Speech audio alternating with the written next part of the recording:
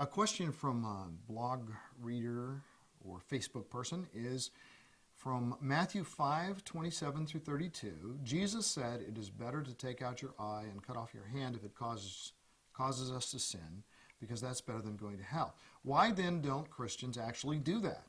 If we take what he said as how we should live and obey what he says, why just take the parts we feel we can do and ignore what we can't or are not willing to do? Does God want us to do that? And if not, why does he say to do it?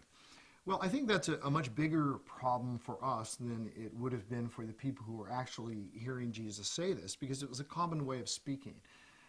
There's even certain technical terms for an expression like that that is something which is designed to be an overstatement. It's like an exaggerated statement to make a point. It's a way of saying, pluck out your eye, cut off your hand, is a way of saying, deal radically with sin. Now, the problem, of course, is, and what makes it evident that this is not really what Jesus wants us to do, aside from the fact that he created our bodies and we're not to destroy our bodies, is that it really doesn't solve the problem. See, if you put out your right eye, you can still lust with your left eye. If you put out your left eye, you can still lust in your heart and in your mind. Can a blind person lust? Well, of course, a blind person can lust. So in other words, it doesn't solve the problem. Cut off your hand, what? That's going to keep you from stealing. You can steal with the other hand. The point is, the sin nature is not ultimately addressed through the cutting off of body parts, but what Jesus is saying is take radical action. Now, the eye represents what we see. The hand represents what we do, because we do things with our hands. So what Jesus, I think, is saying is deal radically with what you expose your eyes to. Deal radically with what you handle and do, the places you go, and what you touch, and all of that. So a much better, more biblical application would be turn your eyes away from sources of temptation toward evil. Turn that television off. Don't watch that movie. Don't read that novel. Don't go to the beach where girls are dressed like that, because you're going to, if you turn away from one, you'll be looking at another.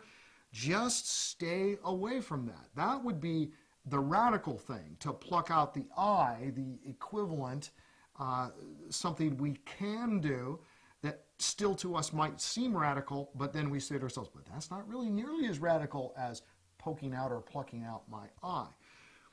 Same thing with internet. Stay away from the internet. If I have proven that I cannot stay away from internet pornography, I should simply, and after I've taken all the precautions that relate to filters and all of that, and I'm still managing to get in and see that stuff, well, then I simply cut off internet access. I will not have internet access. I will not have a smartphone that has internet access. I simply will not do those things. You say, but wait a minute. Well, come on. You got to have internet. No, actually, look up internet in a concordance, and you will find it's not in the Bible. The World Wide Web is not in the Bible. Google's not in the Bible. You don't have to have these things.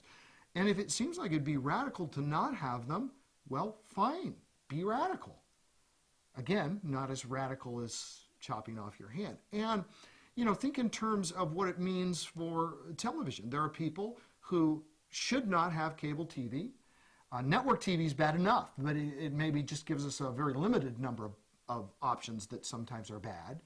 Whereas it's almost infinite when you have these hundreds of channels. You can always find something inappropriate in a moment of weakness. And so it's don't have a television.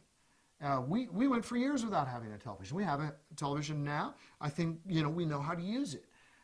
We don't have cable. I don't want cable. I don't want more options. And even for the things that are healthy, the things that don't dishonor Christ, I don't want more things to take me away from the limited amount of time I have already to read God's Word, to read great fiction, to read great nonfiction, to talk to my neighbor about Christ, to reach out, to do this, to do that. So I think Jesus is simply saying, be radical. Take whatever steps are necessary to keep yourself away from temptation to sin. Follow Christ wholeheartedly. I think that's what he's saying.